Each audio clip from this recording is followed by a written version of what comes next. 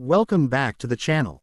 Umeed Ka Safar. Today's story is about the courage to let go, the weight of memories, and the strange way love and pain can live side by side in a single heart.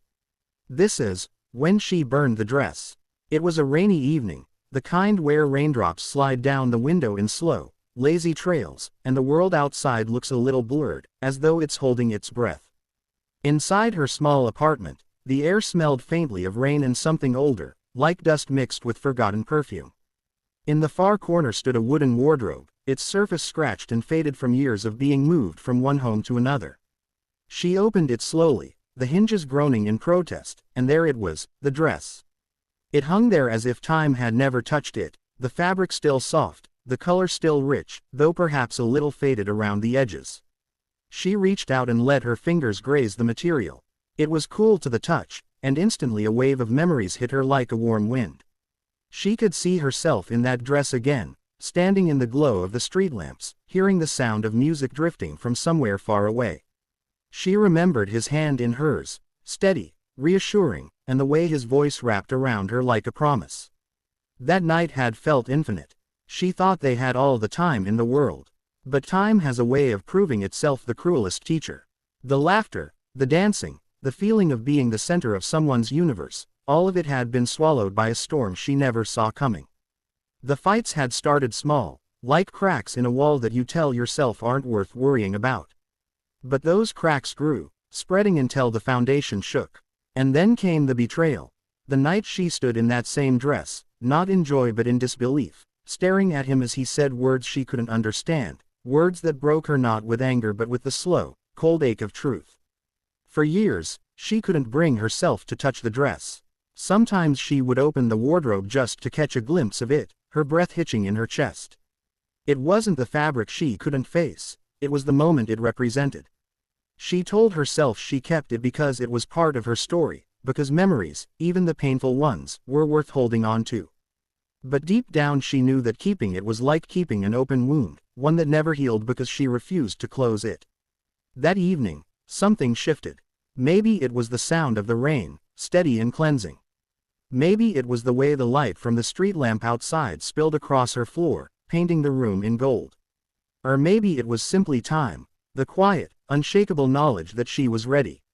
She took the dress from the hanger and laid it across her bed.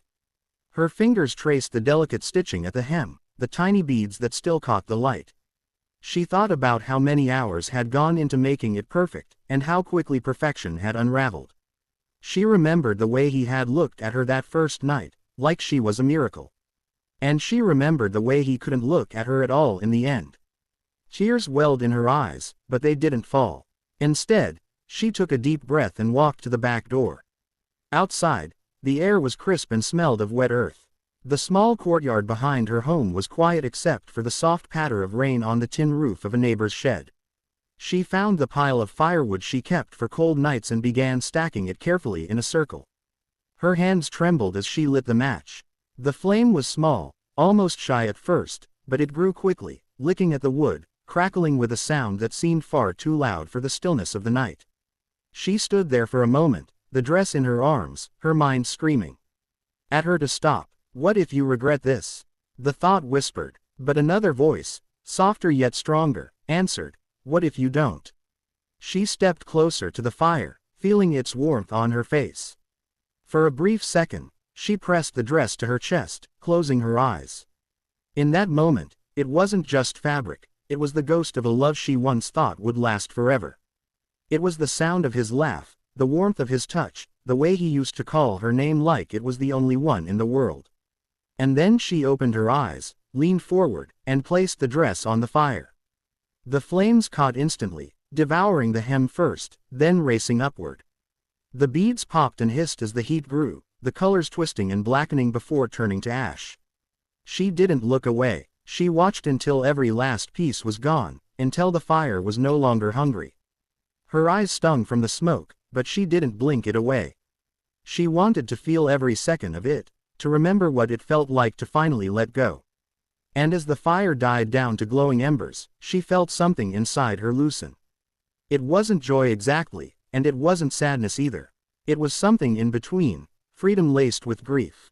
She turned and walked back inside, her steps slow but steady. She made herself a cup of tea and sat by the window, listening to the rain. The wardrobe behind her was empty now, but so was the heavy space in her heart where the dress had lived all these years. In the days that followed, she found herself breathing differently, noticing things she had ignored for years. The way the morning sunlight painted her kitchen walls, the laughter of children playing in the street, the smell of fresh bread from the bakery down the road. Life hadn't changed, but she had. The dress was gone, but the memories were still hers, only now they no longer owned her. When a friend asked her why she burned it instead of giving it away, she smiled faintly and said, because it wasn't just a dress. It was a chapter, and some chapters you have to close yourself. The friend nodded but didn't fully understand. Maybe no one would, because the fire that night wasn't just in her courtyard, it was inside her. And it was still burning, not to destroy, but to clear the way for something new.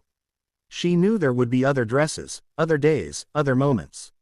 But none of them would be like that one. And that was okay, because sometimes the most powerful thing you can do is to stand in front of the flames, offer them what you've carried for too long, and watch as the past turns to ash, rising into the night sky like tiny stars. This version will run 27 to 30 minutes when narrated slowly with pauses, ambient sound effects, and slight emphasis on key phrases. If you want, I can now add cinematic cues like sound of rain, slow piano music begins, and camera direction so you can use it as both narration and a shot list.